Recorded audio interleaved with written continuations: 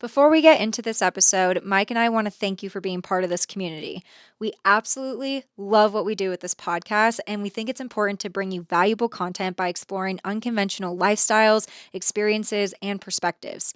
We are continually looking to improve the listening experience, and we want to bring in some of your favorite guests. We have a favor to ask, and that is if you can follow wherever you watch or listen so we can continue improving the show. We are so grateful for your support. Now let's get into it.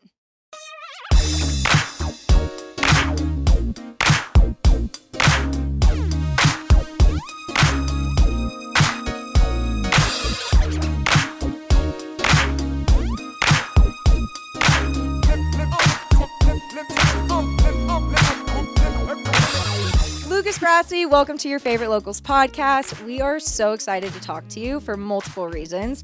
One, you are a very successful real estate agent in the Lake Tahoe area. Two, you are a true Tahoe local. And most recently, you are a father of two. Congratulations on being a dad again. Thank you. Very excited about that. How has it been? It's been good. The adjustment to two has been much different than an adjustment to one. Mm-hmm.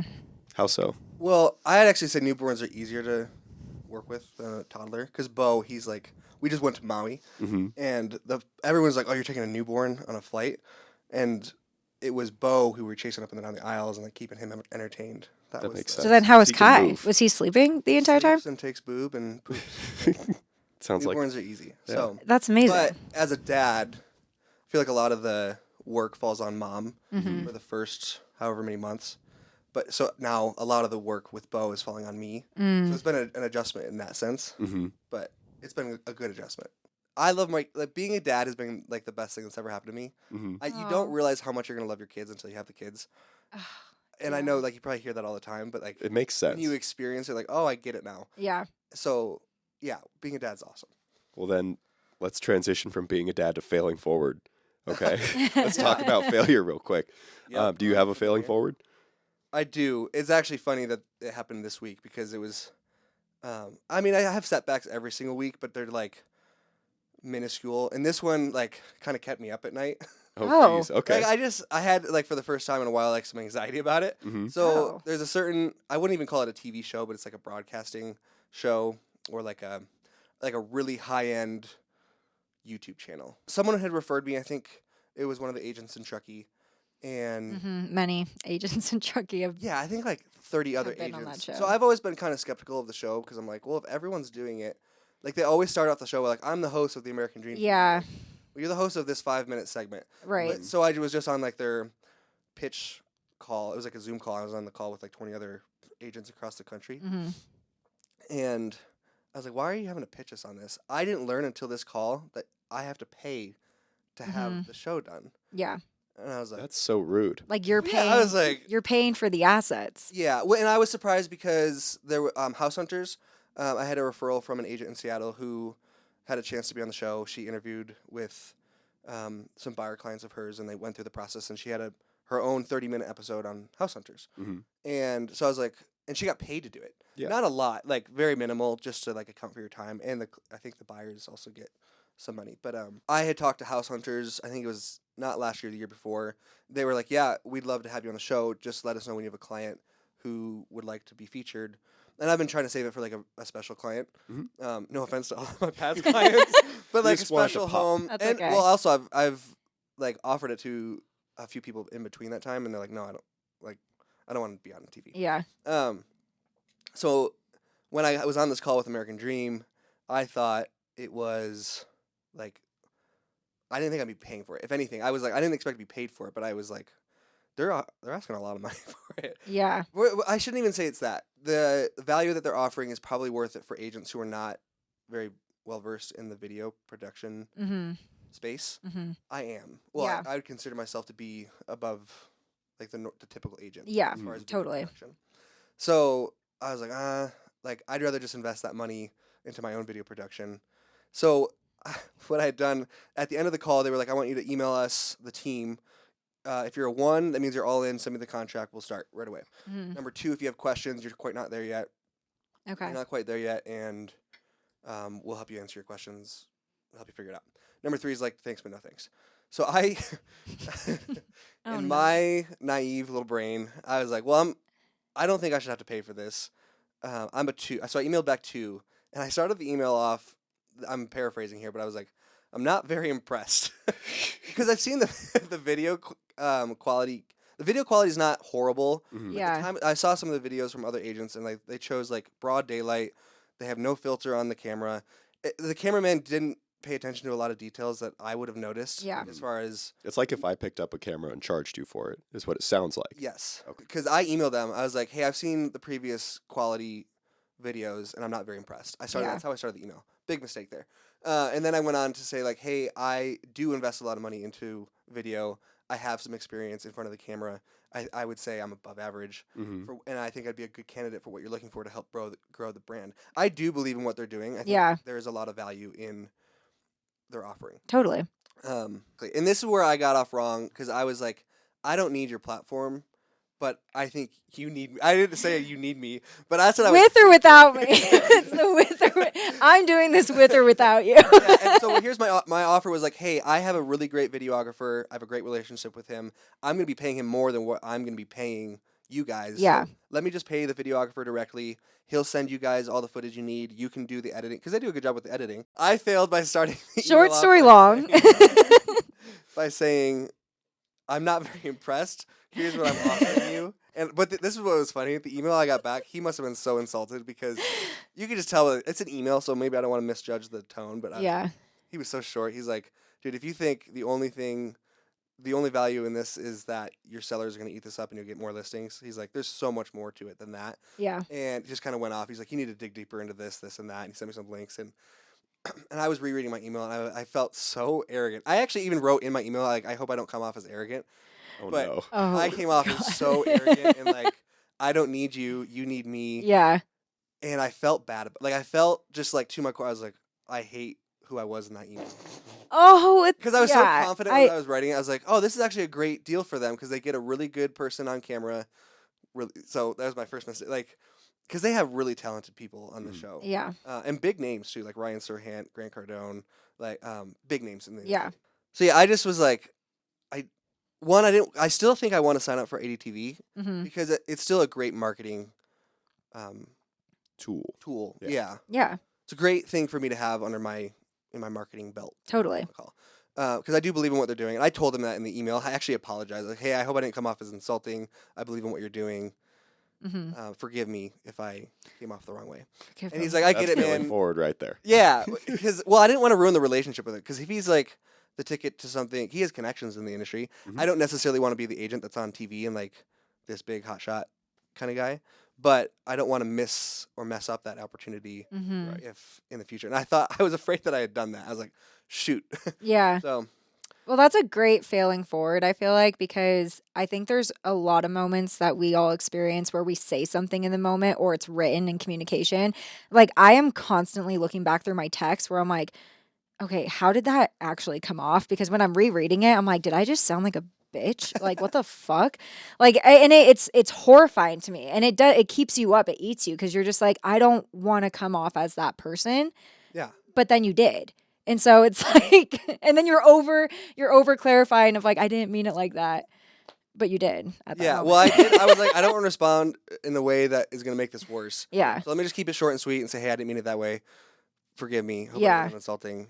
If you're open to this, I'm all ears. Otherwise, I'm not a no, just not yet. Yeah. Because I can't like I run a business. I can't just. It was a big expense. And, Yeah. And it's month to month expense contract. So like, Mm. if I was like, hey, I can't make this work right now. I'm going to cancel. Yeah. But then you got to wait till the next round. Mm. So they're pretty much on a commitment for like 6 months. Yeah. And in those 6 months, you get 3 5-minute segments. So you shoot once every other month. And I was like, oh, this is a lot of money for 3 5-minute videos. I could do like 10 of those for the same Yeah. price. And they'd be Probably like, get a higher ROI. oh, 100%. Yeah. Especially because like my biggest mistake is not being consistent in my posting on social media. Mm-hmm. Oh, that's especially ours too. Specifically on YouTube. Instagram, it's been better. But yeah, I get a way better reach, I think. Because you go online and like their reach isn't all that great. Mm-hmm. They show me the numbers, but I think they're they're reaching. Yeah. So and they're like Well, Emmy who's nominated. really watching like real estate on TV? Like, I'm gonna be honest, like, Unless it's Selling Sunset or $1 right, Million a Listing. reality Yeah. show, and that's what Right. they Yeah. honestly, if their angle could be like, we could do a reality show, like you bringing in a client and Yeah. doing something like that. I do not want to be on a reality show, but I get your point. Like I just think that would make better TV It- than people would, they eat that stuff up. Like yeah. that. Like, I It's all want about some- I want drama. some It's not even about drama. the I housing love most the of drama. time. Like, I want some Tahoe drama with people that I actually know. Well, you know what I said in my email? I was like, I'd be surprised if HGTV doesn't start like a Selling Tahoe. Selling Tahoe Yeah. because we have like ultra high end. I mean, we got condos, but like we have $50 million lakefront estates. Totally. Like people want to see that stuff. Yeah. So And people from the Bay Area coming in, and all the locals Oh, going, yeah. boo. yeah, exactly. Just the- start drama. Yeah, Yeah. talk about the drama and the Airbnb stuff and That'd be fun. Oh my gosh. Yeah. And I feel like it would actually be very educational about Tahoe too. Because I feel like Tahoe's always changing in the real estate market. yeah. I feel like I don't even know everything about Airbnb and like stupid short term rentals. I'm like, oh God. I know. Well, the big issue is that locals with lower incomes they think they're missing out on the housing opportunity because all the people from the Bay Area are out of town are buying Yeah. up all the real estate and Right. making it more expensive. Which there's truth to that, but I mean we have to. I don't want. You need both. Yeah. I don't Well, wanna- well You need yeah. both. We can go into Well, our economy like relies on Rely- that. yeah, especially totally. in Klein Village specifically, that little town. Yeah. There's 2 hotels in town, Mhm. so to like ban Airbnbs, nobody's gonna be able to visit the town. No, it doesn't make and then sense those to do businesses that. who rely on the tourists can't accommodate the people that come. So Yeah. And No, they're not going to stay in 100%. Kings Beach and then drive all the way to Incline. yeah, That's exactly. not going to happen. So You also don't want to do that. yeah, But- I by no means do I want to like come on here and be like, oh, this is how it should be done, because I don't know the answer, Mhm. but I know that it can't be ban Airbnbs. No. Like that can't be the answer. It doesn't make sense. Yeah, and especially in relation to like property rights. Like these people spend a lot of money. Like they have the right to use their home However they want. however they I was like. just talking with Kenzie about that this morning at coffee. I was like, imagine paying like $700,000 Right. for Which is on somebody the to low tell you- end. And yeah. and for somebody to tell you what you can do with your house. yeah. Like exactly. that's super upsetting. Just no thanks. You can't do that. No. Just because. I would hate that. Yeah, and I also want to be sensitive to the fact that like there's a real problem with housing in Tahoe. So No, that's a real problem. another Oh, angle. Maverick's joining the conversation now. Only child. Well, I'm excited to get into the real estate portion of this conversation, but we always like to talk about our failings as well. So what is it? So what is your failing? This week and just in life, I fail at perceiving time. Like we were talking about something that was 6 months ago, and I said it happened recently because in my mind I categorize that as like, yeah, that happened pretty recent. Yeah. And so I always overestimate how much time I have during the week. So like, oh yeah, I can do that and that and that, and then I wind up overcommitting and like fumbling on really important shit. So Which I wanted to ask you because I was asking him and our friend this morning how you look at time. Like when I think about like my calendar year, I literally see it as a track where January and December are like at one end of the track and then July, like June and July are at the other end. Like when you think about time, you're perceiving it. How do you visualize it? Do you see it as like a track where it's like a circle? Do you see the months where it's like you can only see it month by month where it's January, then it's February? How do you visualize time? That's a great question. Because I've been giving Alana, I'm a visual person. Yeah. same. So I like look at like if there's different parts to a whole thing, I'm like, look at the circle. Like, so I want to say like that, but my life operates off of a yearly, like January to December. Yeah. So like when I'm setting my goals for the year, I'm like, okay, Q1, Q2, Q3, Yep. Q4. So I probably operate that way in like work life. But Mhm. as far as family stuff, like I'm the worst when it comes to time management because, well, we have a calendar and I never look at it. And Alana puts everything on our calendar, and it's like her biggest. Do you need to be reminded like 30 times? Yeah, I mean, you could put that thing like right in front of my face, and I'd be like, And you're not if I'm seeing not it. thinking about it, like I don't care about it. It's not Yeah. that I don't Oh, care poor about Alana. it. I know what you mean. It's like one of her biggest pet peeves is that I don't remember. She could tell me like 3 times over the week, and then the day that it's supposed to happen, I'm like, what are we doing? Right. Wait, that's happening Wait, today? where am I? not that bad. I just like, I'm so focused on work, like I'm like worried about those appointments. So Yeah. then, like when Bo has a doctor's appointment, and I need to watch the other one or something like that. Like, and I should probably take on more of the mental load of like managing the calendar. Yeah. But It's a work in progress. At least So I'm aware of it, and I'm trying to yeah. do better. No, yeah, it's hard. I feel like managing time in general has been really hard for me too. Okay, let me talk about my Yeah, feeling what'd you because feel? I do feel bad about it, but I feel like I just haven't been managing my stress well in the last 2 weeks. And when that happens for me, I don't do laundry, I don't do dishes, I don't do shit around the house. Like I literally just do I do what I need to get done, but literally it's like laundry just piles into this mountain and like dishes are just like smelling so bad. This That's is how not it true. I Not feel like accurate. I feel She like busts that's out a maid outfit for me. well, Says, "Get to work." you end up doing That's it. the whip. Right. Yeah. No, the dishes do not pile up until there's maggots growing from them. I can't live in an The environment like picture that. is being The laun- painted very. The laundry Dramatic. turns It's into a very mess. dramatic, but that's how I feel. And when that happens, I feel like I'm living in chaos, and then it just gets worse and worse, and then I just end up projecting that onto you. And so I feel like that's been my failing is that I'm just like not directly, coping with my stress well. So, And he's getting the brunt of and it. he's getting Oh, the yeah. brunt of Oh, it, okay. which Living is it. Hey, just like that's just And my love maid and- outfit. because I doesn't asked fit him, well. I was like, "What if I failed at this week?" And he was like, You've been kind of a "Yeah, you've been jerk kind to of a me." bitch to me lately," and it's like, "Oh shit." Okay, yeah, I guess I have been. Well, I don't at least know. you're It's aware of it because that's the failing forward, and like you want to yeah, improve. So yeah. Except for it happens often. well, So it's that's not going away. So get used to it. I know. It'll Get get used better. to it. It'll get better with time. Yeah, no, it will get better. I just think the last couple weeks have been kind of a lot. But Hyper focused, but it's yeah. okay. Enough about us. We really are just honestly inspired by you, Lucas, because we feel like we're the same age, but you are so successful with what you are doing. You are Well- exceptionally successful in an industry dominated by people that are about 20 years older than us. Yeah. So Well, Like thank you. it's impressive. it's very impressive to us, and we're like, okay, we really want to talk about like your mindset, like how you get into like also just where you came from and like kind of seeing your journey, but we really want to understand like what does success mean to you? Like how do you get into that mindset? All of that kind of stuff. So, to start from the beginning, where are you from? Well, first of all, you're giving way more credit than I deserve. And social media paints a way different picture than what's actually happening. But Crushing it. I'm from New York, Western New York, and I moved out to Tahoe when it was 2013. I just graduated high school, Mhm. so 17 years old. Mhm. And I quite literally typed in Google top 10 schools to go skiing at because I had no idea what I wanted to do afterward. I didn't really think about it until like the week we were graduating high school. Yep. I had made a commitment to play lacrosse in Montana, Bozeman, Mhm. I think it was.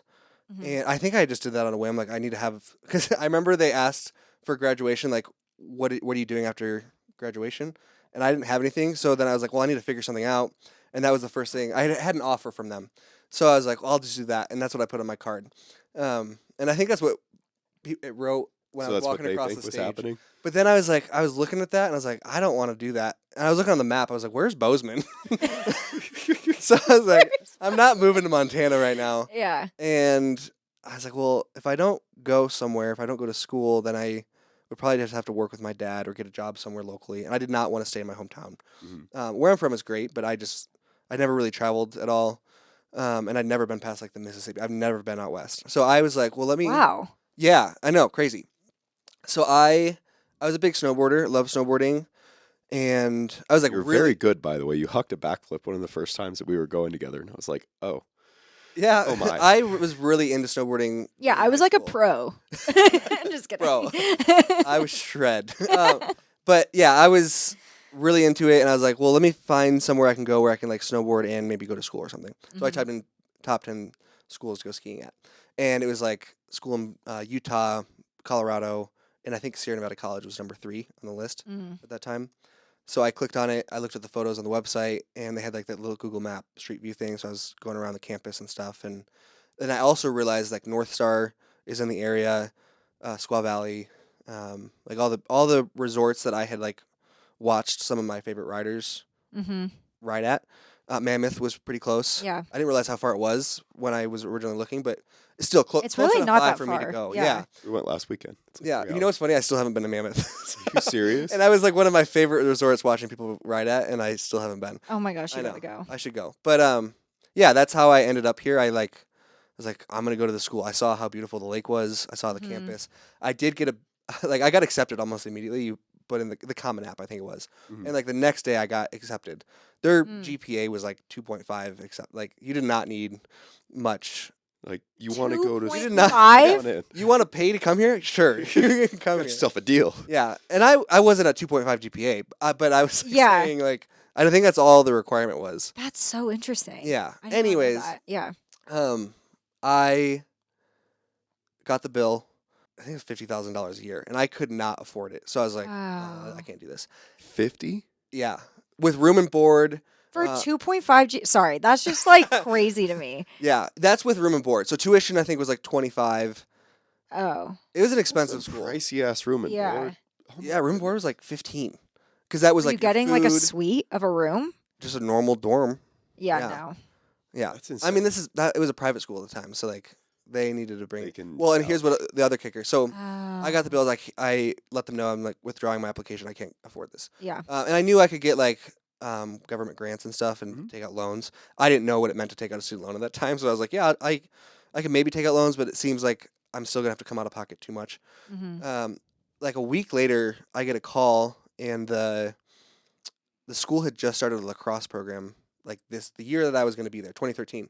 So I get a call from this guy named Bruce. He's the lacrosse coach, and he got a hold of my application somehow because I think I had lacrosse on there somehow. Mhm. And he's like, "Hey, I saw you're from New York, Western New York specifically, which is like the birthplace of lacrosse. Don't quote me on that, but I think it's a huge mecca for lacrosse in the East Coast." And he's like, "I'm from Long Island.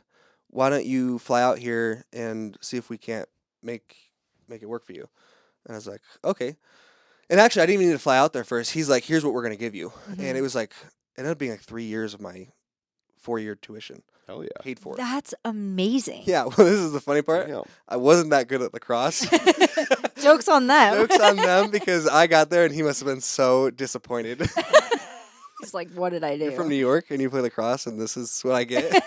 How much are we paying you? Oh my gosh. So that was the funniest. I ended up being able to go to SNC because of that scholarship, Yeah. and I also had to take out some loans. And like I said, I'm still like $50,000 in student debt Yeah. for my 1 year. Really? Yeah, and that's with grants and the scholarships and everything. So like, That's crazy. I was like, this is. Looking back, I wouldn't not go, especially with the scholarship I had. But so I ended up in Tahoe and played lacrosse. Mhm. Wait, can I ask a question though? Yeah. Because you said that you had never like really visited anywhere in the West Coast before when you were living in New York, right? Mhm. So was this like your first time on the West Coast? Yeah, it was my first time ever to Tahoe. So Okay. when I was like, okay, I'm doing this, drove out with my dad in August, like a couple months before, Yeah. a month before the semester started, and saw it all for the first time. Yeah. Yeah. So what was the difference in culture then? Because if you're from New York, I imagine that the locals there are very different from the Tahoe locals. So is that a culture shock for you? Yeah, I think the biggest adjustment for me was like, I was around. I don't know how to describe this. The people are different. Yeah. And I think that people have like more open perspectives because the sky, like this is one thing. First thing I noticed is the sky's bigger here. So when you're in Western New York, Really? like The or even the sky East is Coast, bigger. like when it's overcast, the clouds are only like 1,000 feet above the ground, or how like they're super low. So when it's like it's often overcast in New Right. York, like you feel like you're in this little tiny bubble. Mhm. But here, like you're driving up Mount Rose and you look down at like you can see so far. You can only see Mhm. at most like 50 miles. Like if you're on a hill in New York, Interesting. but you can see like Like a vast 300 escape. miles Yeah. from the top of Mount Rose. Right. And even when you're in Tahoe, like if you're up on the hill looking at the lake, like the end of that lake is 30 miles away, and so like that's what I meant. I was like, wow, The sky is the bigger. sky is bigger here, and that's one of the first things I noticed. And then the people, like I think they have like, well, especially the people that go to SNC, like there's a lot of money there, Yeah. and I'm not from money, Mm. so I mean their experiences are way different than mine.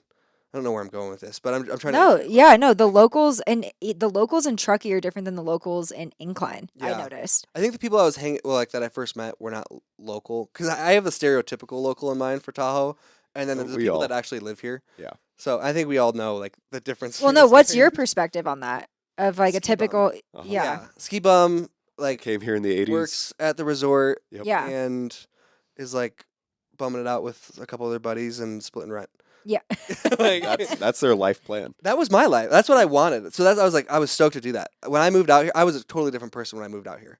So I was not like Gonna shred the NAR. exactly. I was like, yeah, I just want to like maybe go to school but all I wanted to do was go snowboarding at these resorts. Yeah. So I don't know how we got off track here.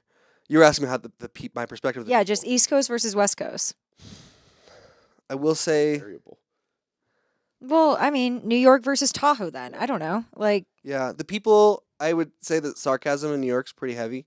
mhm. So especially for my family members, if you're comfortable with someone, like they're not nice to you, Yeah. but they love you. Yeah, it's shit talking. Yeah. Anyway. Yeah. So I didn't experience much of that here, but I also didn't know anybody. So like when I made friends, yeah, we'd bust each other's balls, but like I'm that term. no, but I'm just I don't know why just coming from you. You just said that was so funny because I'm imagining off guard. someone with like a Jersey accent busting yeah, we bust each busting other's balls. Hey, Yeah. come on. No, I love people from the East Coast because they do that. and Yeah. it's totally normal. very You're direct. very direct, no bullshit. Yeah. They don't try and like beat around the bush. Just Yeah. you like you or you don't. Yeah. Here, people are overly nice, so you Mhm. don't know if they actually like you They or not. overcompensate for it. Yeah. Bugs the shit out of me. 'Cause Yeah. it's just like, oh, you find out they're nice over here, and then they're talking behind your Yeah. back, and they're shitty. It's two-faced bitches. It's like Maverick right now. Yeah, Mav knows. He's like, Once you were here, though, you decided to stay. And I think what we've seen with a lot of people that do come to Tahoe is that they get stuck in Tahoe. But I feel like you have thrived in Tahoe.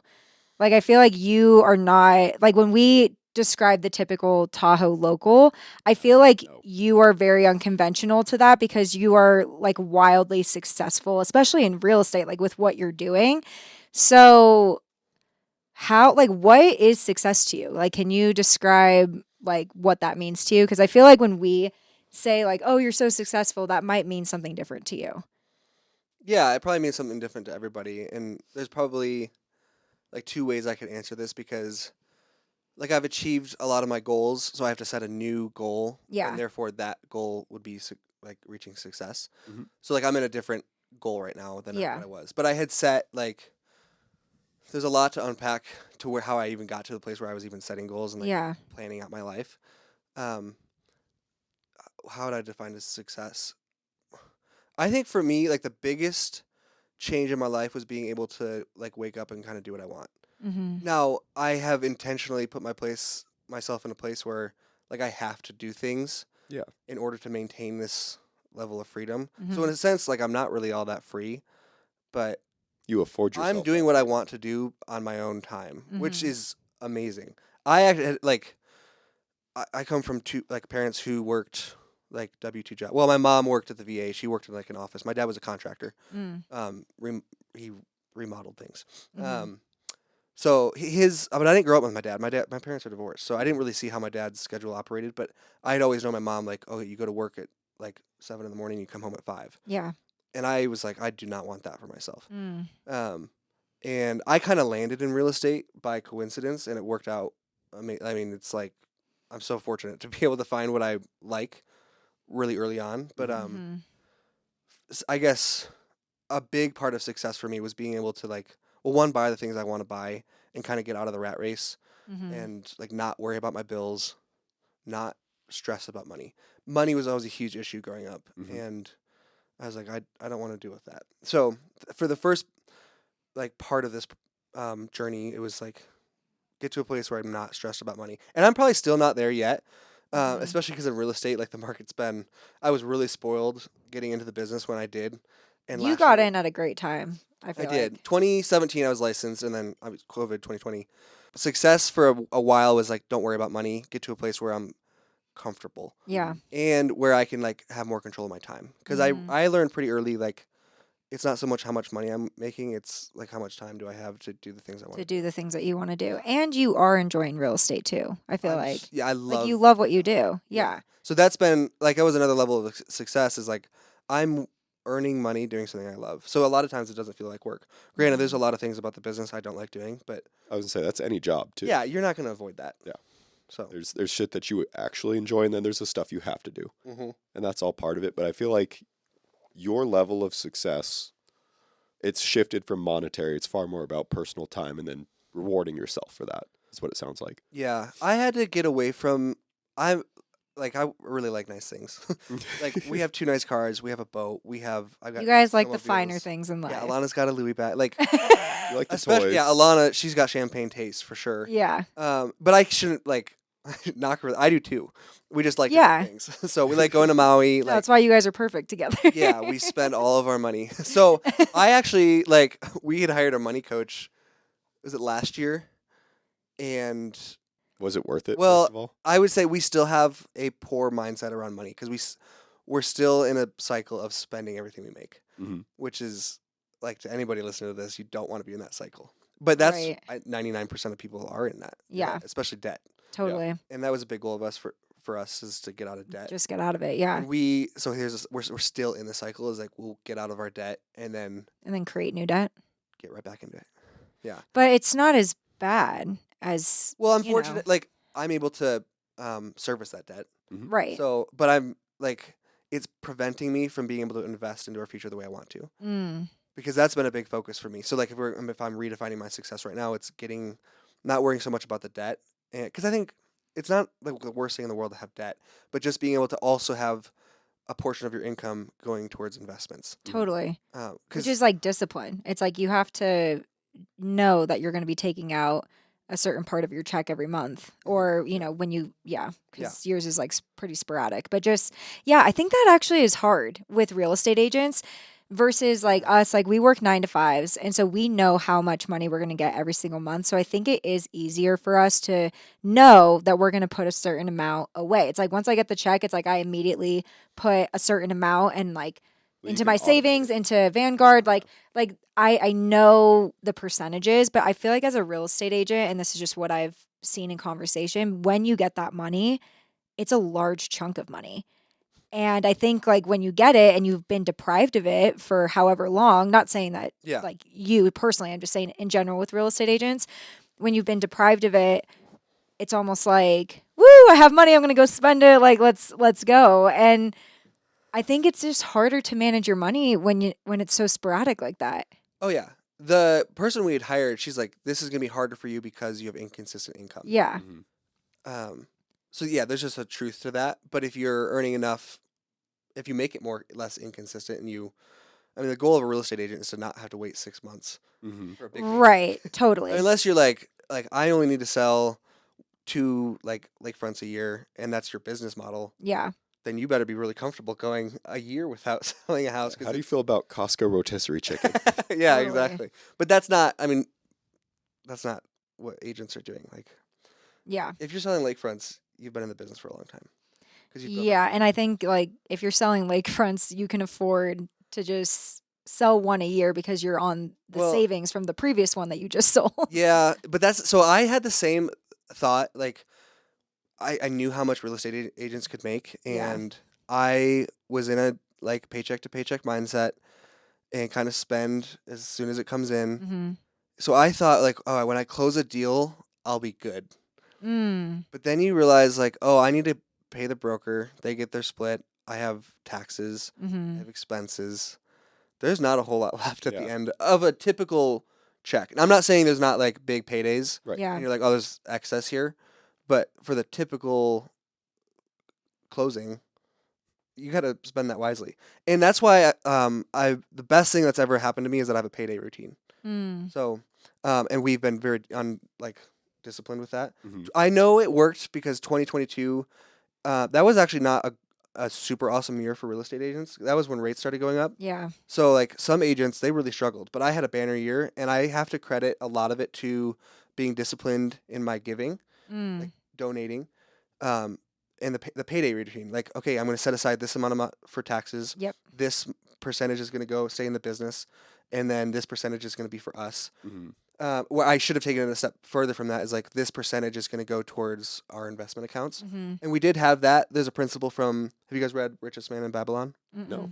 Great book. It's super small. It's a very easy read, but it's like a, what do you call it? It's a story, Okay. but it has lessons inside the story. What are those called? Allegories? No. Yeah. Yeah. I don't know. I Ask don't want to them. be I don't wrong, read. but You're right on that I one. was trying to be Yeah. smart for a second. It's like a metaphorical story.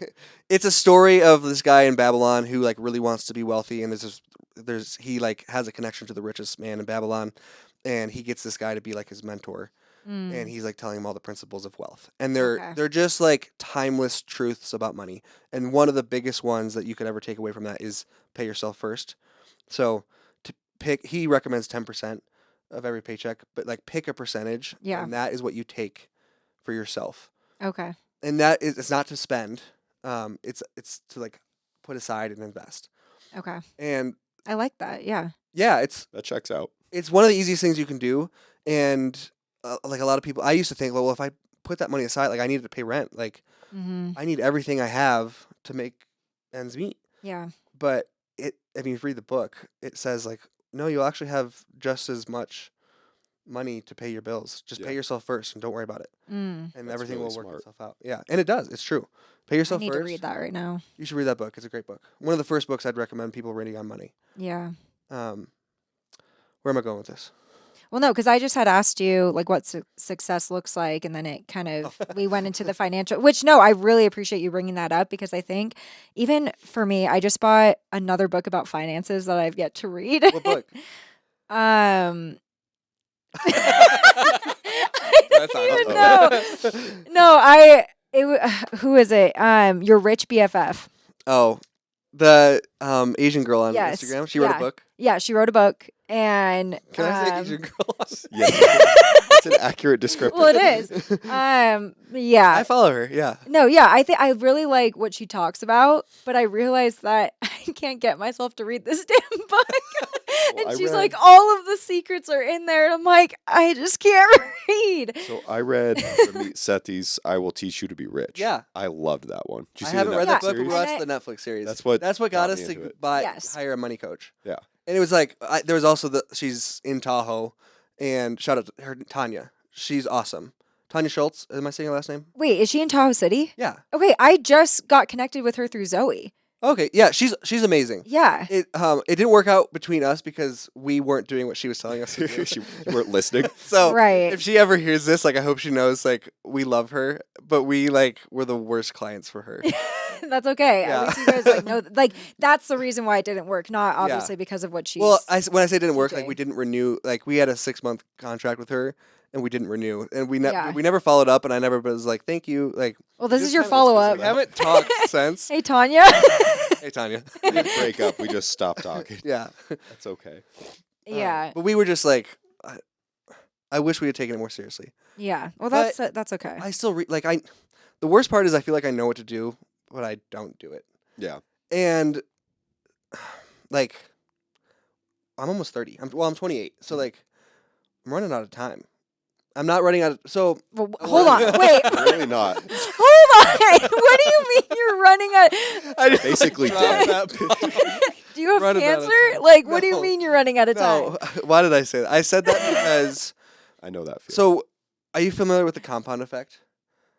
Is it Albert? I don't know if he actually said this. It's like the most powerful force in the universe. Yes. So you take the example of like, would you take a penny doubled Mhm. every day for 30 days and take your money then, or Mhm. would you take $1 million cash right now?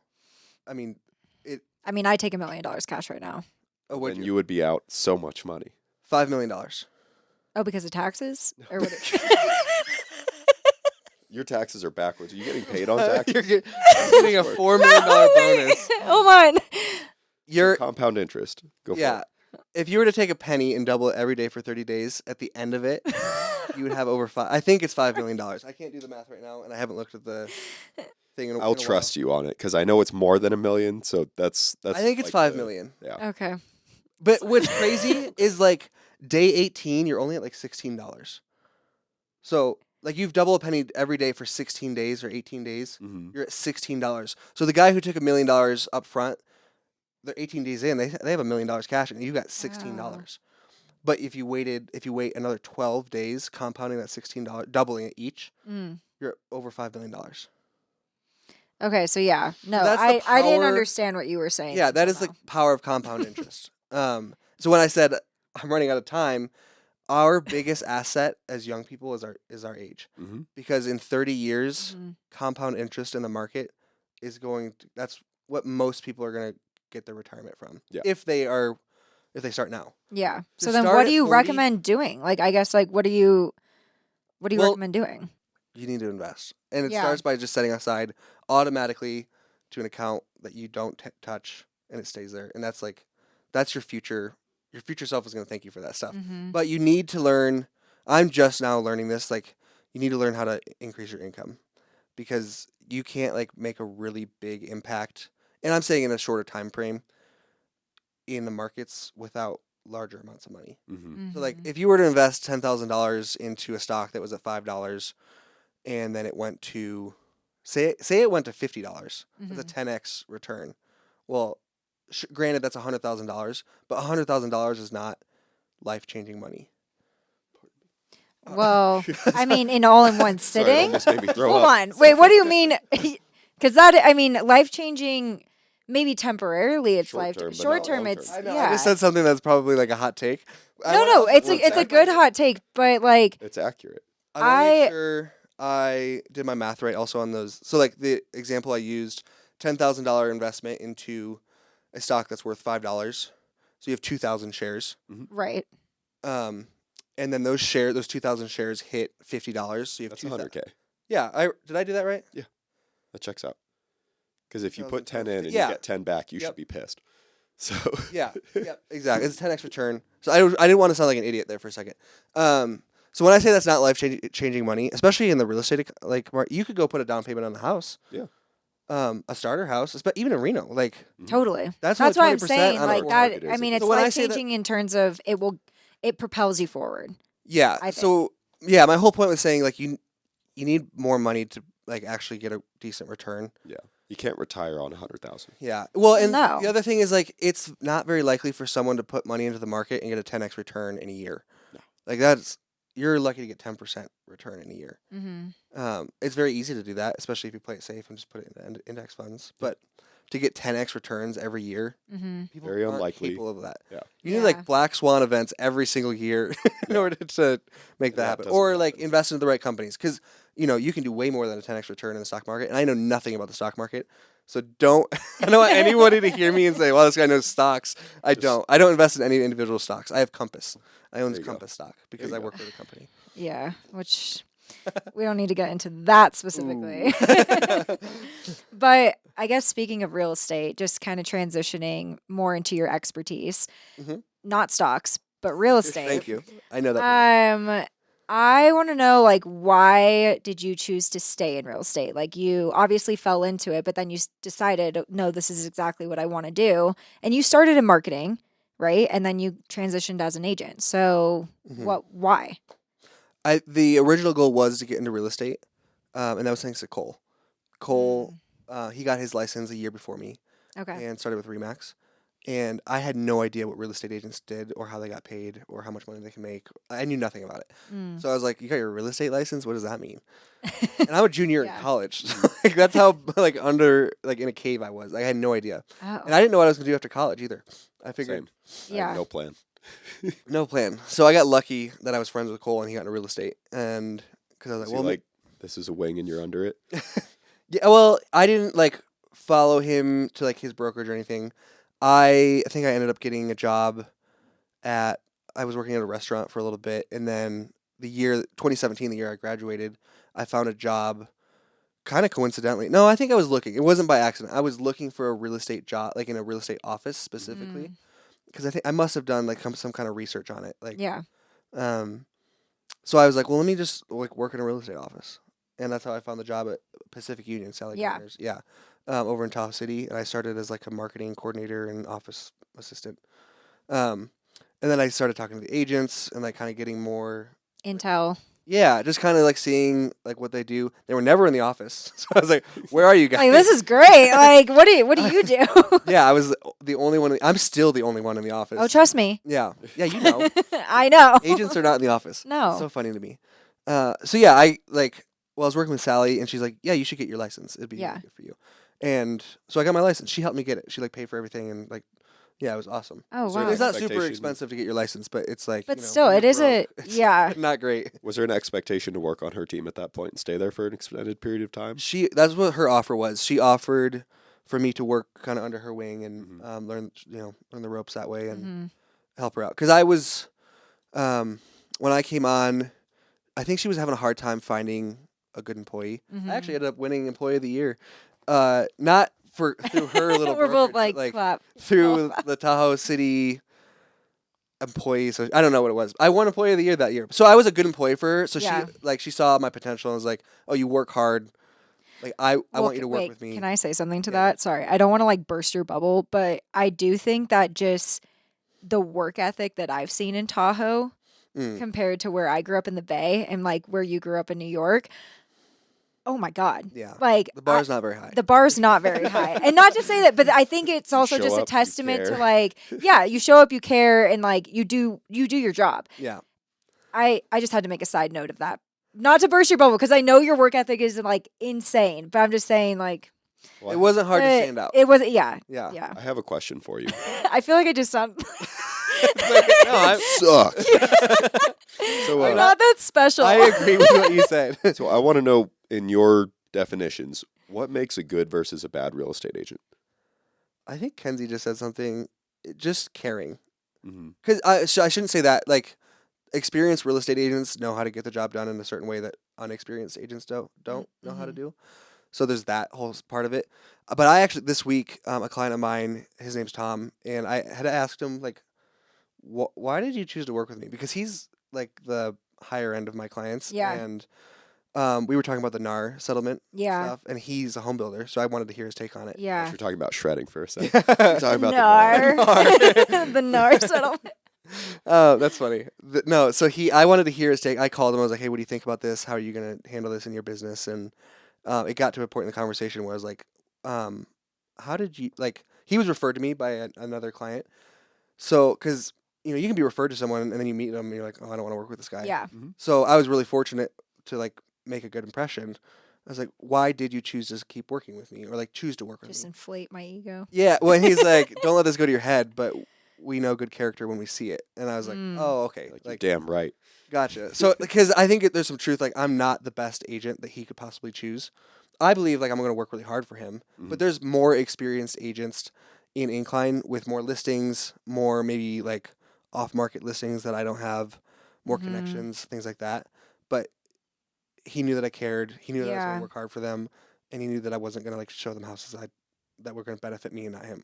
Yeah. So, I think to answer your question, just caring.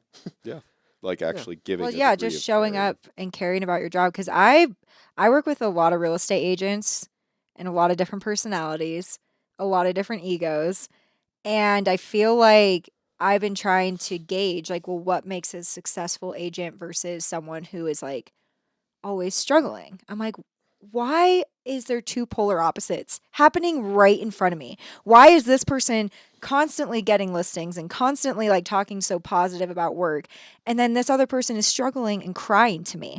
I'm like, what is going on? And I think it's like you have to show up consistently, almost like it is a 9 to 5. And granted, you Yeah. guys work more than 40 hours a week. It seems like, it could be 40 hours, it could be less, but most of the time I feel like you guys are on the clock always. Yeah. And I You don't think have weekends off. yeah, Yeah. you guys, and I feel like that's the difference is sometimes with the flexibility that you do have as an agent where they're not in office all the time, Mm-hmm. I do think that makes a difference of, people just kind of doing whatever and they're like, "Oh, I don't have a listing." It's like, "Well, are you trying to get one? Like, Yeah. are you connecting with people? Are you networking?" I don't know. That's just the difference I've seen in you because I feel like you're on the phone, you're going to listing appointments. Like I feel like you're doing what a real estate agent should be doing. And that's why you've also been so successful. And I just see other agents where I'm like, are you doing the work? Yeah. Like they come to me like asking me for leads, and I'm like, do you know anybody looking I'm to buy like- or sell? I'm like, I'm gonna get my license. To no Anyway, yeah. fault of agents, it's really hard to be a real estate agent because I think a lot of consumers think that we're like 9-to-5 employees, that we work for a company and that we have a day job. But like being you run a business, like because you have to generate the lead, you have to close the lead, then you have to manage the back end of the finances, and you have to do the marketing. And You're every position. Yeah. You in a wear so company. many hats. Yeah. So I'm learning this now. I'm reading a book called E-Myth, and they actually have an E-Myth for real estate investors, but this one's for like E-Myth is a entrepreneurship myth. There's people who are really great entrepreneurs. There's people that are really great managers. They're really like type A personalities, and then there's really good technicians. People like doing like the dirty work, hands on, and we can all embody like all three of those, but we're really good at one of them typically, and if you don't fall into a category that's going, like if you don't figure out what you're good at and then focus on that to help grow your business, then you're going to let the other things fall apart, or you're going to focus on things that you shouldn't be focused. That's what I should say. You're going to focus on things that aren't conductive to you building your business. So, well, one, like our business is super simple. You need to talk to people. They need to know you, like you, and trust you, and they will work with you. So the first problem that agents have is they don't talk to enough people. And they don't want to talk to people. But they would be like excellent at like running the transaction, like making sure the paperwork is signed and like staying up on deadlines. Legal, making sure everything's good. They're probably really good technicians, but they're not really good salespeople. So they don't want to like get on the phones. A lot of people, there's not many good salespeople in real estate. Yeah. They're all Like either in really the good world, managers. Actually, Yeah, it's not a very common thing to excel at. And I wouldn't even say I was someone who was a good salesperson. I had to like learn how to do that. So to no fault of the agents, like they go into it blind, not knowing how difficult it's going to be. Yeah. Have you ever? What's that? That bell curve, where it's like Schrodinger's? uninformed optimism, We were just talking about that. and then it goes to informed pessimism, and then you eventually reach. You reach like the pinnacle of like, Yeah. I've learned enough that I don't know very much. Am I talking about the same thing, or is Yep, this a you're different exactly. Yeah, so it starts here with 'Cause uninformed I thought optimism. it was like the learning curve. Well, it's a version of the learning curve, but it starts at this base where you learn a little bit and you think you know everything, right? Yeah, you're you- pretty confident. You learn a little bit more and you realize I don't know very much at all. Well, it starts going downhill at that point. That's right. And Yeah. then when you get to like the other side of the bell curve, it's like I've learned so much that I actually know nothing. But you're an expert at that point. Like expertise. Like you and know so ignorance. much that you're like, there's actually so much more that I don't know. Expertise and ignorance are two sides of the same coin Okay. on that curve. Except one The you graph want to work with. Yeah, I think we're talking about the same thing. The graph I saw on this side is uninformed optimism. Like you have no idea what's going to happen, but you're excited about it. And then you get over this hump and then you come down because you're like, oh, this is really hard. That's informed pessimism. And then you come up a little bit because you keep working at it. And then that's now informed optimism. Okay. Because now you don't, like, you're not uninformed and you're not pessimistic. You're like excited about it because you're like, oh, I can do this. And you're excited. And then you reach success. Okay. So We're talking about two different things. Okay. 'cause Yeah, I your was about curve to say, looks I was like different than that. yours. I like yeah. your curve though. It makes more sense. yeah, I think it was an Alex Hormozy thing. It's like a reinforced We can success. look it type up thing. later. It's like Yeah. if you look up a hill and you go, holy shit, that's going to be really hard. Yep. Versus you've already gone up a hill and you know this is going to be rewarding. Yeah. Like Exactly. that's okay. Yep. That checks out. Makes sense to That me. checks out.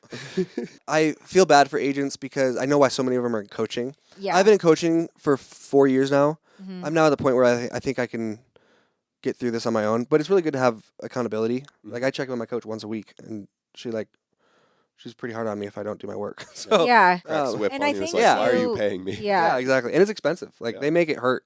Good. So like, yeah. That's reinforcing. But yeah. they are staying on top of it, like with you guys too, like just from the conversations I've had with you, but also with other agents where they're like, oh my gosh, like I was supposed to do this and like I'm going to cram and do it right before. I mean, well, that's just lack of discipline and like yeah, not thinking ahead, and that totally. that's their own like. They Yeah, gotta deal with that's that. like a different, that's That's like a personality bad thing. trait to have, though. in Yeah. real estate. Like That's a bad agent. that's a bad I'm just agent. kidding. I know. Well, because Well- I'm guilty of it, and I like procrastinate, and I think I work good under pressure, so that's why I do it. But Yeah. like, so I just hired sort of an operations manager / assistant, and she's a godsend. She's amazing because she's Yeah. very type A, pays attention to the details. She's on time with things, and I'm like, oh, I need to be more like her. Yeah. And I'm.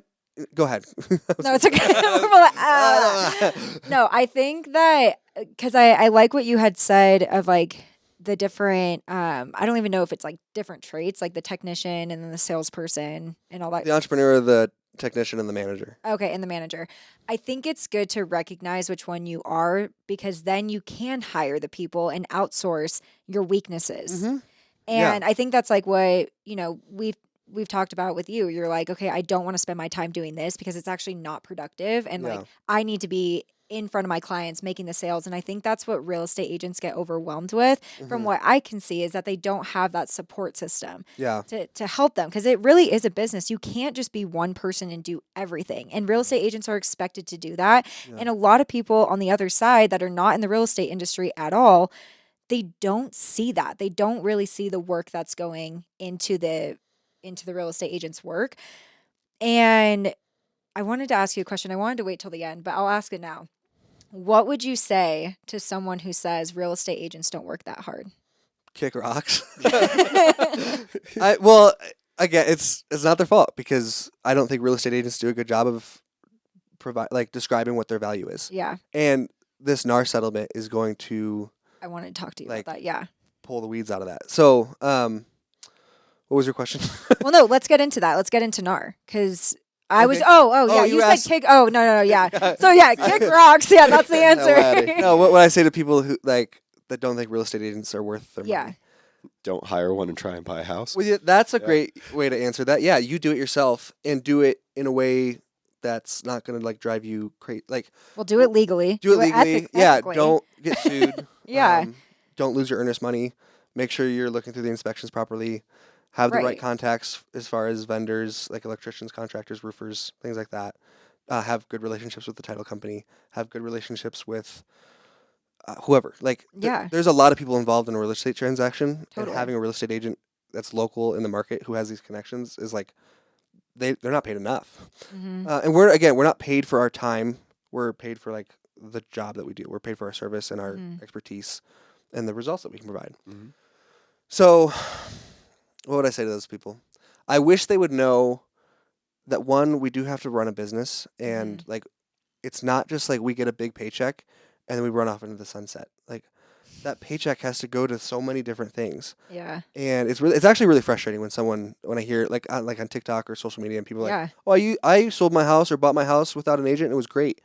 And I'm like, well, you're one person. First of all, maybe you've done it a couple times. You don't need a real estate agent. Like not every. If you have your license and you have done it before, like I guess. Well, that's such a misconception. People that say like, yeah, I sold my house without a real estate agent and I didn't have to pay anybody and it was easy.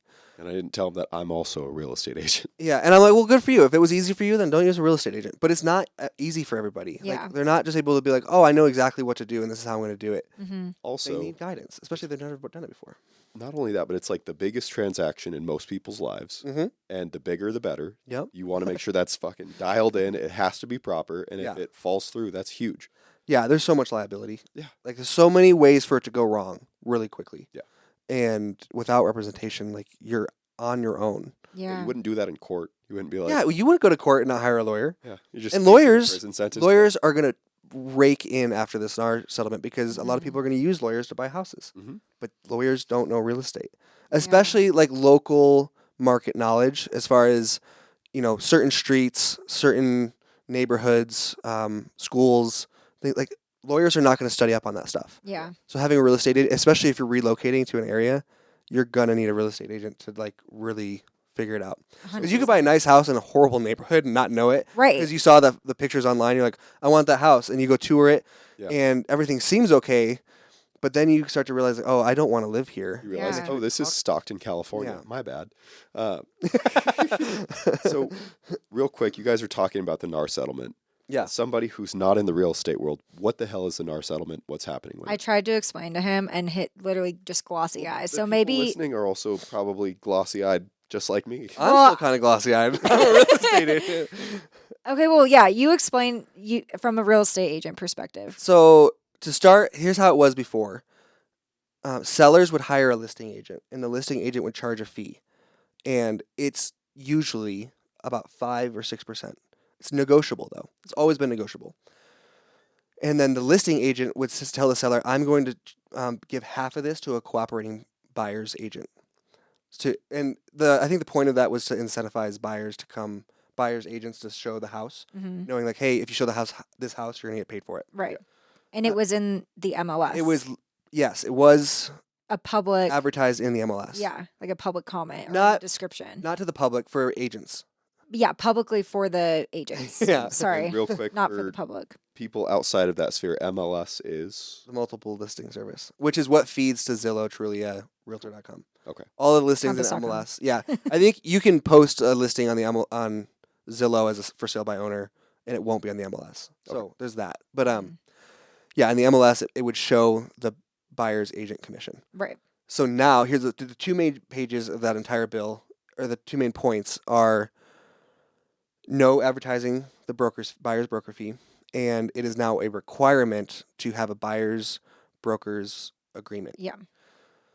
So, which the first one is a big change because it hasn't been like that for, I think, like 30 years. I think since the 90s. Like in all of real estate. Well, the entire country is the operating buyer's this way. broker agreement has always existed, but Yep. but Well, that's no what I'm one saying. has Yeah. used it. Now It's not mandated. common practice. Some states I think require it, like North Carolina. I think I heard requires it. Oh, I guess yeah. Like some states require. Some it, yeah. states have, but we've always had a buyer's broker's agreement. Like every state I think has one, Mhm. but it's up to the agent to decide if they want to use it. And the benefit, like my coach is like, you need to get buyer rep agreements. Like you're guaranteed your You're guaranteed money. Yeah, because if you like met someone at an open house and they like signed up with you, and they signed your buyer rep agreement, and then they went into another open house and wrote an offer and bought that house without you, you would be entitled to that fee.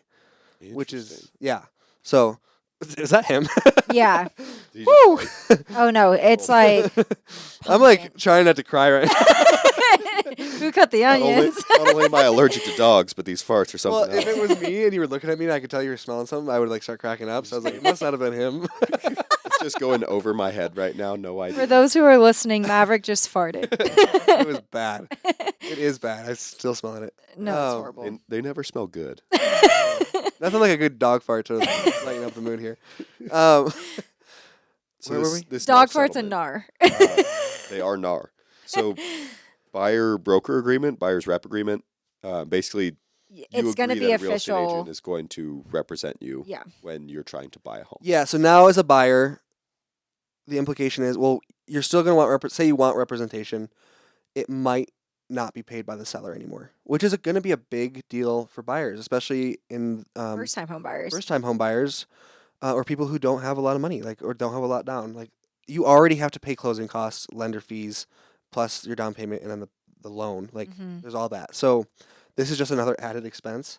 I'm not freaking out because we're going to be able to work through that. Mm-hmm. I think without too much trouble.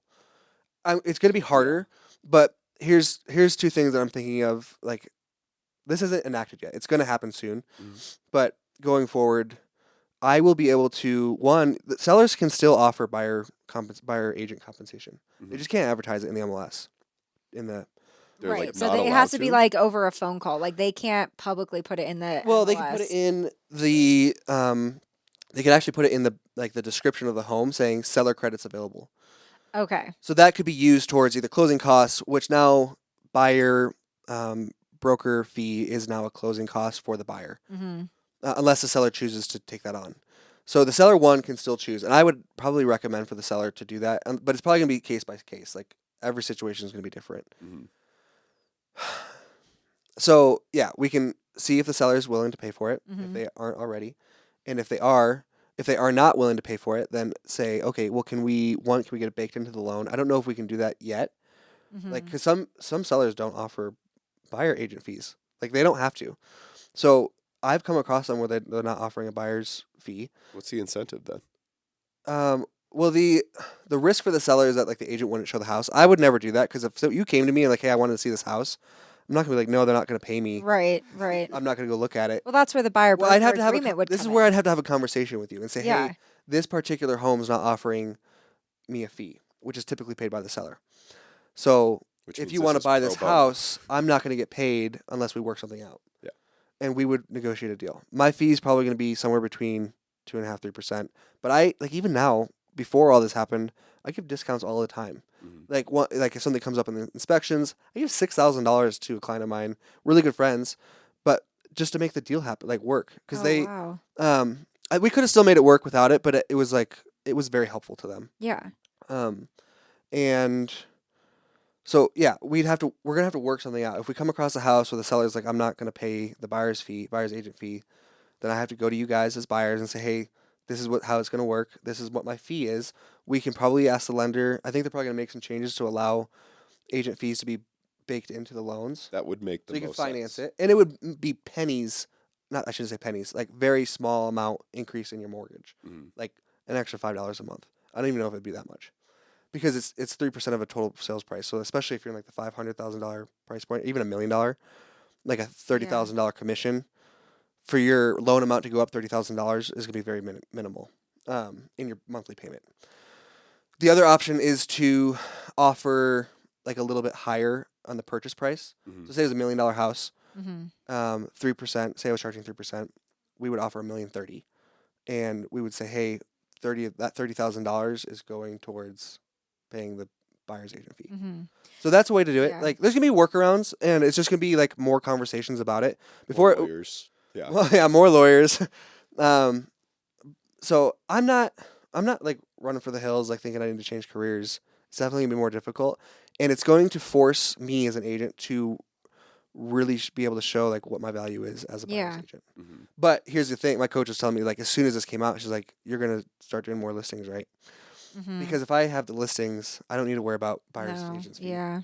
And you want to be a listing agent. You want to be a listing agent. It's always been like you list to last kind of thing, Yeah.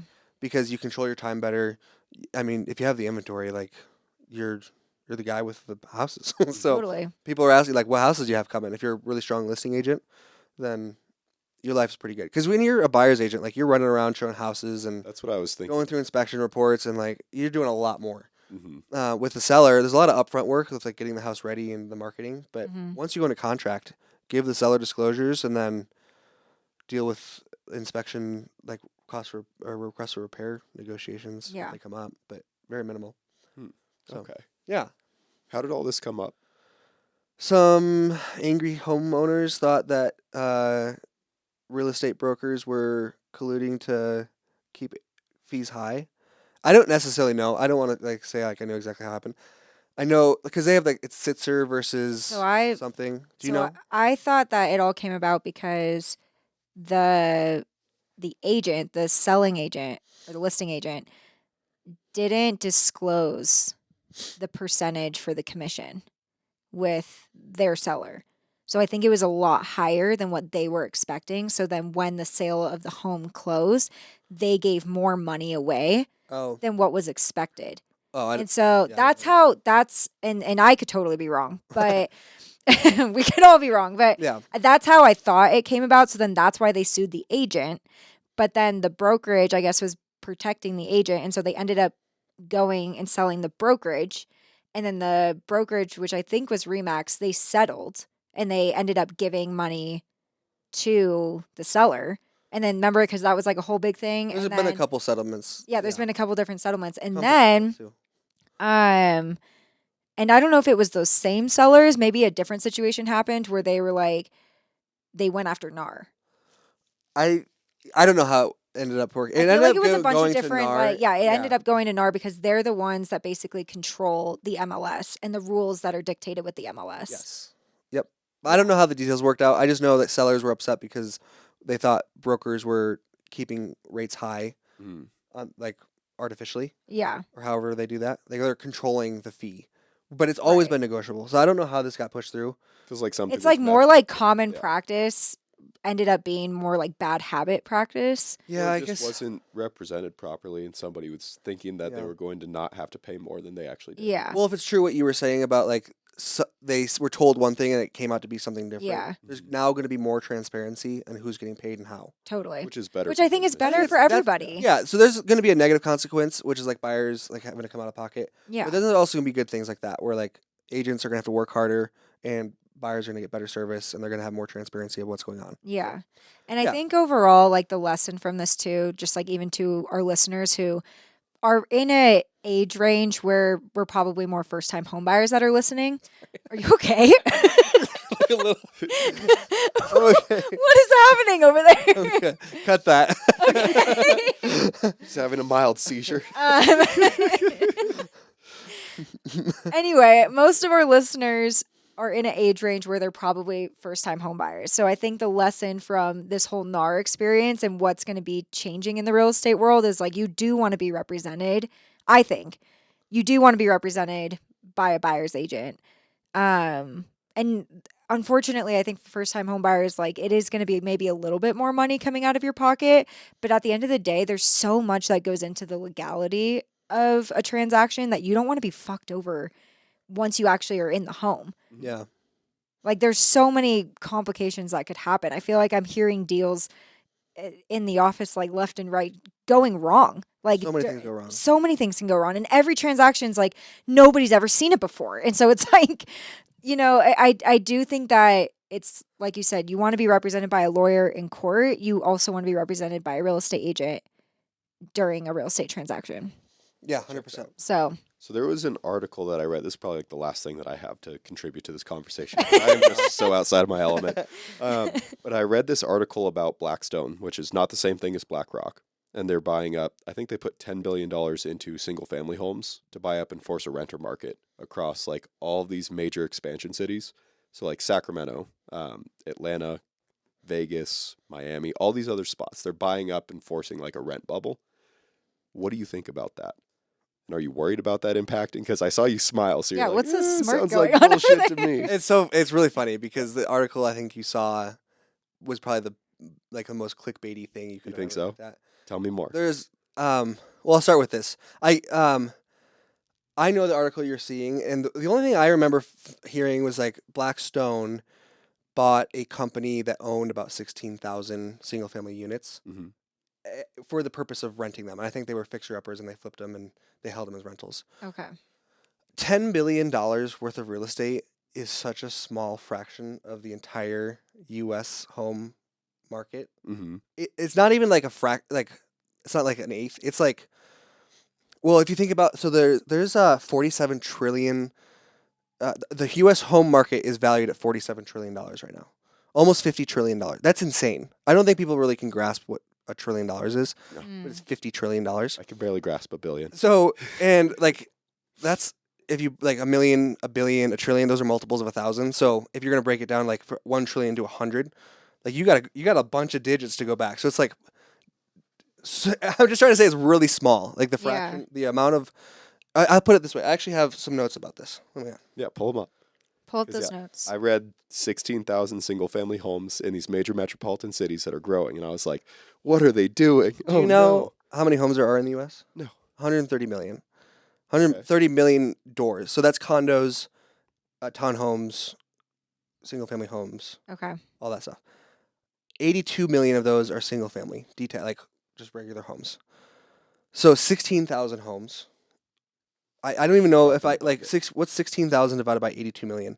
Again, like such a Rain Man in small here. I don't amount of know. number. Such a You're small the one with the phone. yeah, such a small number. And then here's what I want to ask. Like, I'm just curious, like, without knowing the information, what percent of the market makes up investors? Take a guess. Out of 100%, what percentage do they own? Fewer than 10%. So they own about 23%. Okay. So Investors as in like holdings companies? well, that's what or we're going to break up the individuals? investor pool Okay. because John Burns is a big reporting company for the real estate market. Mm-hmm. They break it up into like 4 or 5 tiers. So there's tier 1 through 4, and then you have iBuyers. Tier 1 is like mom and pop investors who own like 1 to 9 properties. Okay. So people like you and I who should own like a few properties. Playing mini Monopoly. Yeah. Then there's tiers 2 to 3, which is I think it goes from 1 to 9. That's tier 1. 10 to 100, and then 100 to 1,000, or 100 to 500, and then 500 to 1,000. Anyways, the big tier over 1,000 properties, tiers 2 to 4, they only own 3% of the entire market. And then institutional investors like the big Blackstone, they only account for 0.3% of the entire 3%. Why is that? Do you know?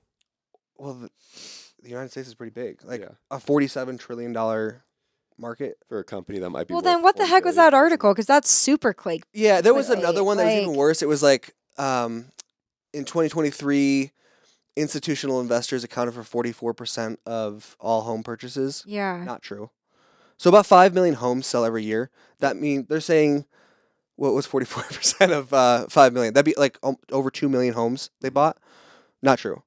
They did not buy. Because I'm hearing presidential candidates talk about this. I like know. it's Well, the end that's of what's the world. crazy to me Yeah. because I've looked into this now. I'm like, wow, like Congress got a hold of this and they're like trying to pass laws to not let Like institutions. monopoly bust. Yeah, basically. exactly. So I think it's like now that I've done the research, I'm like, oh, this is not a problem. Wait, own hold on. such a Congress small- is trying to pass laws based on this 0.3% of ownership with. That one article about 44% of the market being bought up by investors, like I think literally put a bill in Congress to try and I don't even know if it made it like House of Representatives or how that worked, but like Yeah. someone was like, we can't let these guys buy houses anymore. And then I'm sure everybody in Congress was like, hold on, Yeah, on. Guys, well, we the other- own 10. All right, yeah. calm down. The other part that I wanted to like, I think it's funny that the article said that they're trying to, something about rents? Like they're Trying to create a rent bubble. So A it's rent like bubble. artificially inflating rent so you can keep it at a certain zone. Yeah, I don't think they have that much power. Because I So think of gentrification. yeah, Right. This is where my mind immediately went because I obviously did not do nearly enough research to back that up. I just read it. And went He like, scared oh, the that's shit out of me. concerning. He's like, we're going to be renting for the rest of our life. And I was like, I was sounding the alarm with one article. yeah. Yeah. But So well, I think it like goes to show like these big companies are investing in the U.S. housing mhm. market. Like that should be a sign. Like, oh, I should also invest into this. You should do what the big guys are doing, which is buying a house. right. So if you don't own a house, like go buy a house. Okay, well then on that topic, for people who are trying to get into a house right now for first-time home buyers, I remember that you had told a statistic to me that said the average age of somebody buying their first house right now is like 42, It's in the 40s now.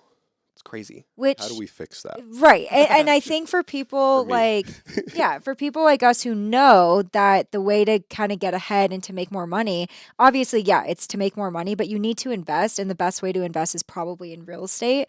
So, how do we get there? Like, what would you recommend doing to get into a house if you are a first time home buyer? Yeah. Well, I think people don't realize it's like easier than they think it is because there's the FHA product loan. The FHA program is like hands down the best option for I'd say 95% of people out there. Reason is because you like it's low down payment, Mhm. 3.5%. So I just being educated on the process of buying a house and like what the numbers are actually going to look like, Okay. and that starts with talking with a lender.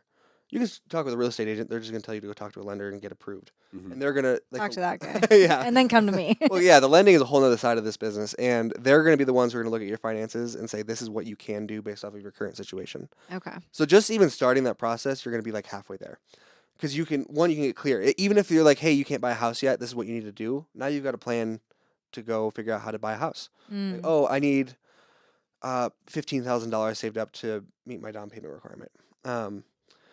So one, just getting educated on what you need to do. Mm-hmm. That's going to help you get just a little bit closer, and that because then you can put a plan together. The second part is like the mortgage. I think rents are outpacing the cost of a mortgage. I think that's Mhm. switched.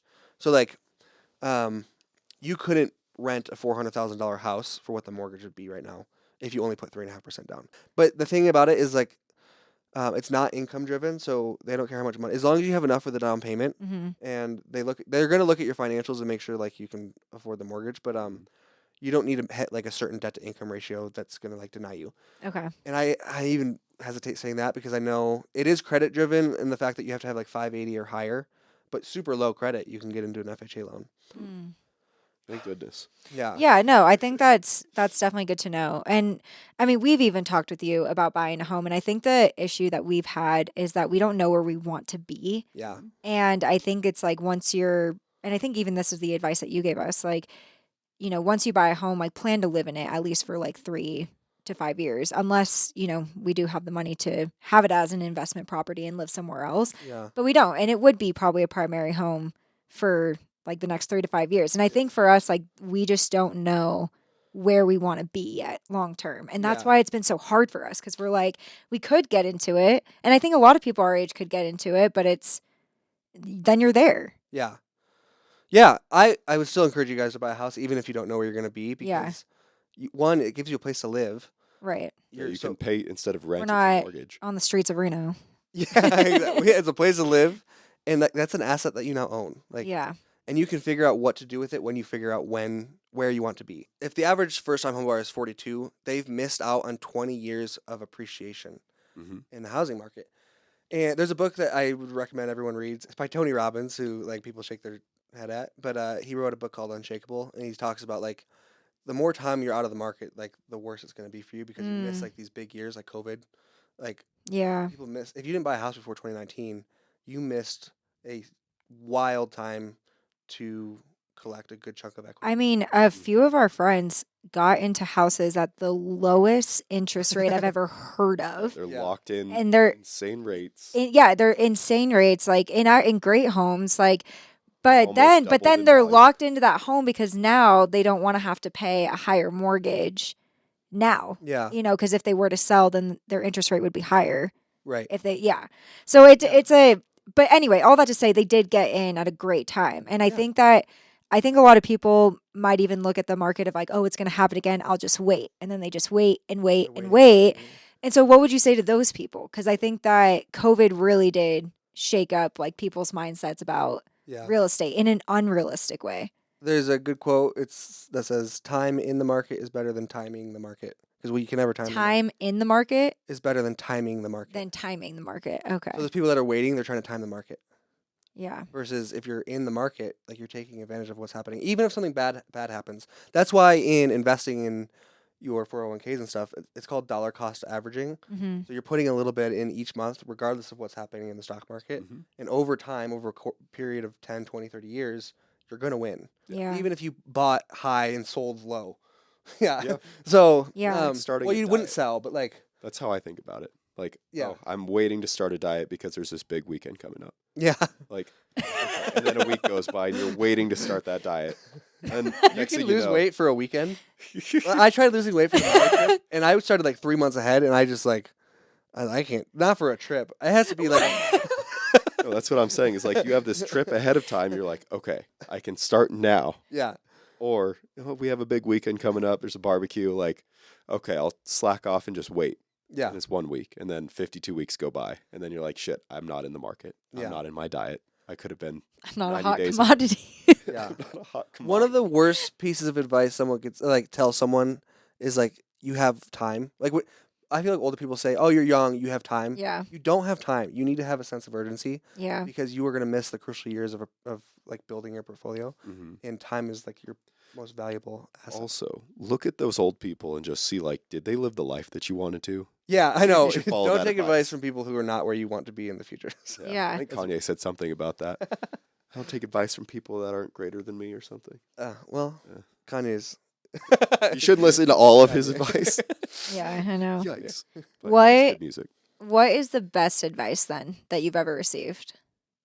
If that's the worst advice that you've received from people, then what's the best advice? Good question. I think that's two parts because I'm a Christian. So like, the best advice I've ever like ultimately is like follow Christ. Mm-hmm. But apart from that, it goes back to the lacrosse story. My lacrosse coach, Bruce, I was a big disappointment to him because I got in trouble. I got in trouble on the team and like in school and stuff, and I got like myself into a predicament. And he had put up with me for like it was like my second time. I got in trouble once, and I got in trouble the second time. This is my freshman year of college. A little troublemaker over here. I was a little trouble. I was a rebel. He pulled me aside because there was like some decision he had to make, and he pulled me aside. And I knew he was serious because he's not typically like a super serious guy. And he looked me in the eyes and he's like, "How many second chances do you think you're gonna get?" And I was kind of like My process. heart just sank there. Yeah. And I didn't know what to say to that. And he's like, "Trust me, you don't want to find out."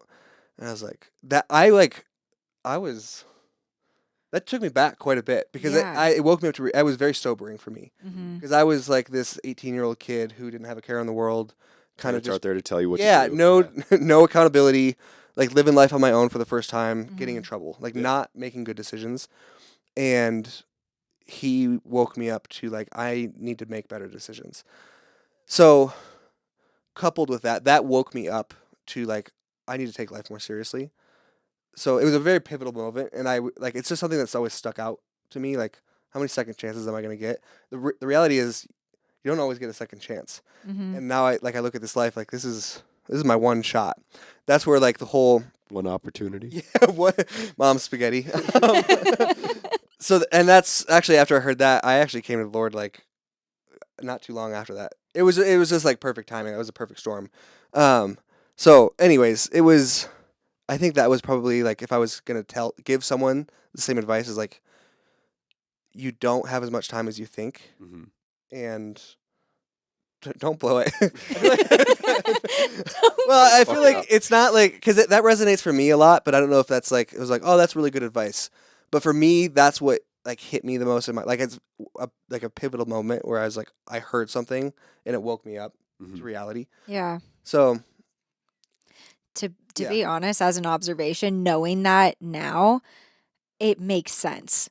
Like that being kind of a pivotal moment for you, it totally I think transcends into your work ethic, like how you talk, like how you speak, like even your sense of urgency with like, okay, let's go on to the next, like let's get the most out of it. Like that totally it just checks out. Like it's just like that's adding up. yeah, no, it You're really living it. does. Like Yeah. do you feel like with having this sense of urgency, because I feel like that's so much pressure to have on yourself all the time, of like, this is my one shot, I got to make the most of it. Like, do you put a lot of pressure on yourself to like, Yeah, I struggle with that because I think we all do. Like, if you don't achieve the goal as fast as you want, then you start comparing yourself to others. Like, oh, why didn't I? Why couldn't I do that? yeah, I'm really fortunate to have my faith because it helps alleviate that. mm, So yeah, I struggle with it. To answer your question, yeah, Yeah. yeah, because I feel like just the way that you do work and the way that you are with even like your family, like it just like you're a very dedicated person, and I think for us being around like even now like being around a lot of people our age, it is rare to kind of find someone who's just very dedicated in general, like whether that is in their faith, work, family, like Or all across the board. just like across the board. Like I Very think rare. it's yeah, and especially in Tahoe, like that's why like we really do think like you're very unconventional to the true Tahoe local that we've seen, Mm. because again, like you're thriving, you're not stuck in Tahoe, like Yeah. you're making the most out of it there, yeah, from what it seems like. yeah. Something that just came to mind is if I struggle with the pressure of that. Like, the pressure is a good thing. Mhm. I Yeah, can't say like it can become crippling to where like I have anxiety that I'm not reaching what I want to achieve. But without the pressure, I wouldn't have any reason to do anything. Like yeah, You'd smoke weed and play video games. Like that's what I did in college. Yeah. yeah. That's the motivating force is like, don't fuck up, don't fail, keep Yeah. going forward. Exactly. Yeah.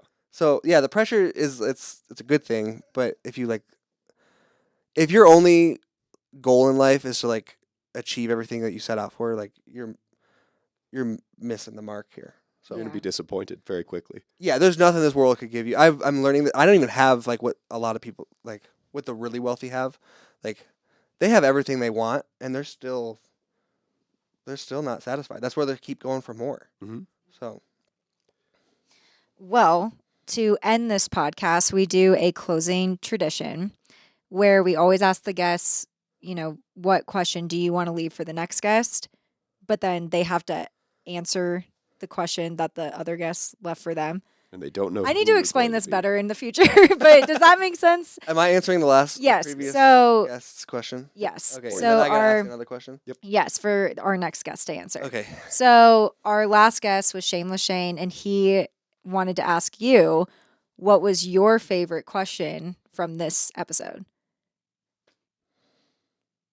If you can remember our conversation. No, I can. I mean, I love talking about my work. Mm-hmm. So like any question you ask about my line of work, I love what I do. So it's Yeah. like awesome for me to talk about it. Mhm. And hopefully help someone with that. Totally. Yeah, no, you're very passionate when you talk about real estate too, and it's very clear. Like, Good. I'm sure a glad lot to of our hear listeners will be like Passionate hitting in you up general. now. Yeah. Okay, so what is your question for our next guest? What are you going after? Like, what's the next goal? That's the next goal. I like that. Yeah. Okay. Well, thank you, Write that down. Lucas. Write that down. Write that down. Thank you, Lucas, for joining us. Seriously, this has been long overdue. I feel like we wanted to talk with you, and we were so glad that you wanted to be on the podcast too. So it just was, Yeah, this was it fun. was perfect. I love this. I just I'm want you starting to a know podcast. you are one of my favorite people to just communicate and chat with because you always fill me up with energy after. Oh, that's good. There's I like- a lot of Yeah. people that I deal with where I'm just like, oh fuck. No, You we are Love not that one of them. conversation. no, we you- really do you- talk about that. You bring me up. I love every time I interact with you. Thank you. You're a very cool person. Yeah. Appreciate that. No, we Appreciate you. really Thanks for love having it. me on this. Yeah. All right. Bye. Bye.